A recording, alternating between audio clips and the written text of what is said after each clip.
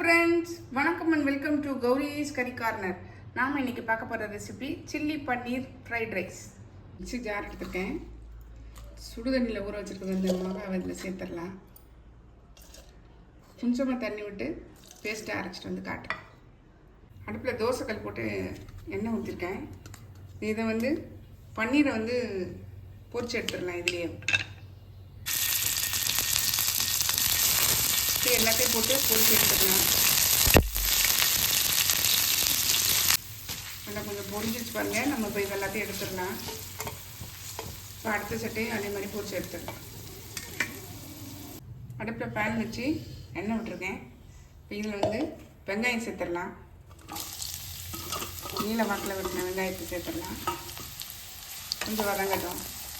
இதில் இஞ்சி பூண்டு விழுது சேர்த்துடலாம். நீங்கள் பூண்டை நறுக்கி கூட சேர்த்துக்கலாம். இது நம்ம விருப்பம் தான். நம்ம இந்த ஸ்டேஜில் காஷ்மீரி மிளகாய் தூள் ஊற வச்சு அரைச்சிருக்கோம் இல்லையா, இந்த பேஸ்ட் இதில் சேர்த்துடலாம். நல்லா சிம்மில் வச்சுட்டு கலந்து விட்டுருங்க. ஓரளவு பச்சை வாசனைலாம் போயிடுச்சு பாருங்கள். நம்ம இந்த ஸ்டேஜில் கோஸ், கேரட் எல்லாம் காய்கறியுமே இதில் சேர்த்துடலாம். சேர்த்துட்டு ஒரு கலர் கலரி விட்டுடலாம். இதெல்லாமே 70% வெந்தால் போதும். அது மாதிரி பீன்ஸ்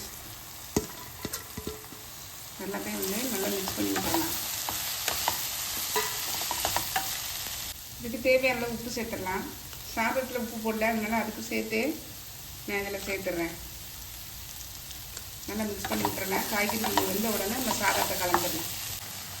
ஒரு ஸ்பூன் சோயா சாஸ் விட்டுறேன். நல்லா மிக்ஸ் பண்ணி விட்டுறலாம். இப்போ சாதத்தை கலந்துடலாம். உதிராக வடித்து வச்சுருக்க சாதத்தை இதை கலந்துடலாம்.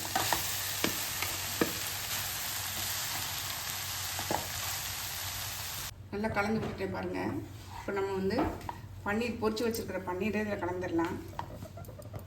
நல்லா உடையாமல் மெதுவாக கலந்து விட்டுடலாம். கலக்கும்போது இந்த மாதிரி 2 இதை வச்சு கலந்து விட்டிங்கன்னா உடையாமல் இருக்கும்.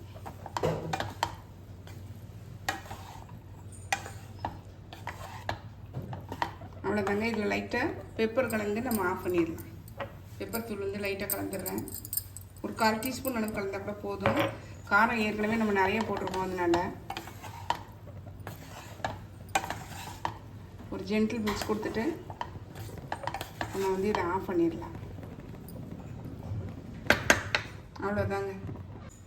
நம்மளுடைய சில்லி பன்னீர் ஃப்ரைட் ரைஸ் பாருங்கள், செம்ம டேஸ்டியாக சூப்பராக ரெடி ஆயிடுச்சு. கண்டிப்பாக ட்ரை பண்ணி பாருங்கள். தேங்க்யூ.